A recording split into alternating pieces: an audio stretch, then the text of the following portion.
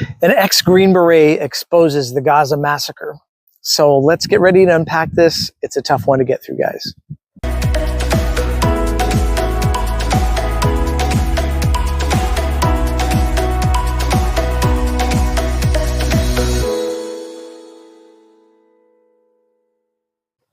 Hi guys, welcome back to The Baseline. Thanks for joining me again today. This is a tough episode to kind of get through, but we're going to give it a shot. Okay, so an American Green Beret just called the United States Israeli aid operation in Gaza a deliberate slaughter. Now let that sit.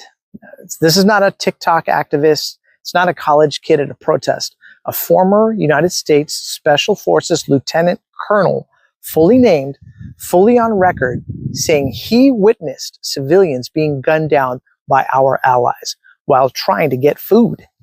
Now, are we still pretending this isn't a crisis of conscience? So write it in the comment section below, guys.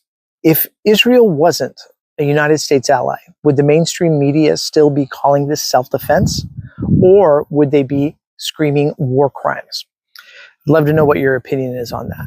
Now, today we are unpacking a story so incendiary, so raw that most platforms don't even want to algorithmically touch it. Because this isn't about Gaza. This is about a U.S.-backed humanitarian aid project that's leaving people dead at food lines.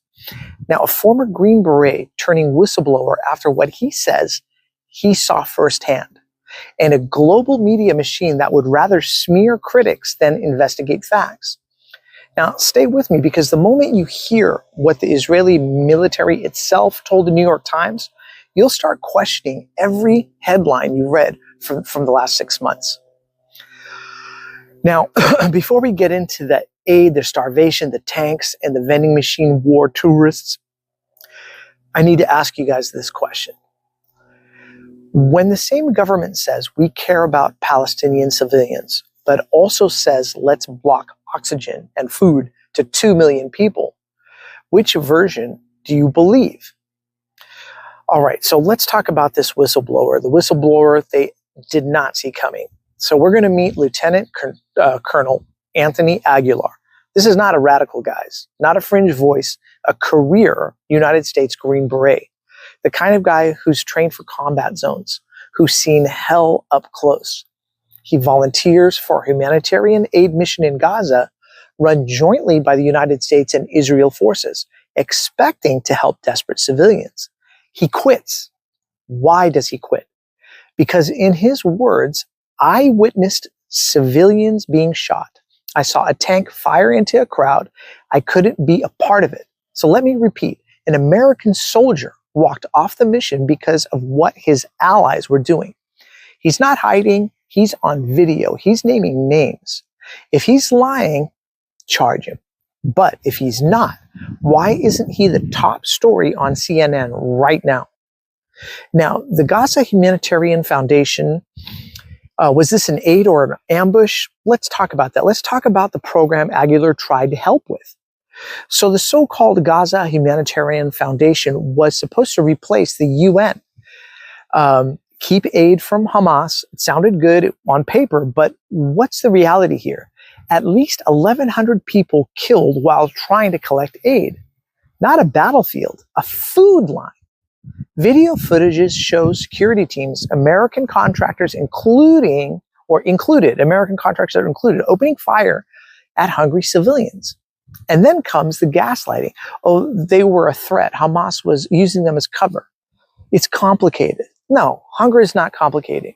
Shooting people who are begging for rice is not complicated. This is insanity. And is starvation versus strategy? We have to debunk this lie, right? Because now you've probably heard this talking point. We're not blocking food. Hamas is stealing it. It's like, really? Like, even the Israeli military told the New York Times, there's no solid evidence that Hamas has been systematically looting anything. So the United States did its own review, same conclusion. So what's the holdup? If Hamas isn't hijacking the food, then who's doing it? You guys tell me. Because here's what's happening. Border crossings are blocked. Aid trucks are delayed or they're shot at. Humanitarian organizations are pushed out. It's not the bug in the system. It is the system. Now, here's where it gets gross. While children starve, literally shrinking to bone, Israeli civilians gather on hilltops to watch the destruction. They're taking selfies, guys, in front of Gaza like it's a safari. Vending machines have been installed at one of the lookouts. I'm not making this up. Imagine standing outside a burning orphanage, slurping a soda and saying, yeah, get them. That's the energy they're talking about there. You don't have to be anti-Israeli to say this is morally broken. You just have to be a human being. Now, here's the part that probably gets this video suppressed at some point. The reason none of this gets fixed, money. AIPAC is the top donor for 100% of Republican leadership and 75% of Democratic leadership. Yeah, really. And yes, they call you an anti-Semite just for saying that out loud, even if you're quoting FEC data. It's not anti-Semitic to say lobbying groups hold power. That's just politics. And when politics means funding a foreign military with billions while Americans can't afford groceries, maybe it's time to reevaluate our special relationship. Geez, guys. And here's the twist that nobody sees coming, right? Donald Trump, yes, Trump criticized Israel's handling of aid. He said the kids looks starving on television. He said he hopes the food gets to them. He even claimed the United States sent $60 million in food aid recently. Now, is that a full-blown reversal? Of course not. But it's pressure, and it's pressure coming from somewhere Israel never really expected. Now, public opinion is starting to turn on Israel, and the real reason Netanyahu is now recalibrating is he's scared of losing Western cash. And you know what scared autocrats to do when they're desperate? They change. Not because they see light, but because they feel the heat. Now, what happens if Netanyahu ends up falling in all this? And here's the part that should keep all of us up at night. If Netanyahu loses his grip and the coalition fractures, who takes his place? It's not the peace party. It's going to be Ben-Gvir, the guy who said Palestinians should be denied food, water, and oxygen. A man convicted of terrorism. Could be the next one with his finger on the trigger. So here's my final questions, guys. Is this about stopping Hamas or about never stopping at all? Drop a comment. Tell me if you think I'm way off base on this or if we're finally seeing the mask fall.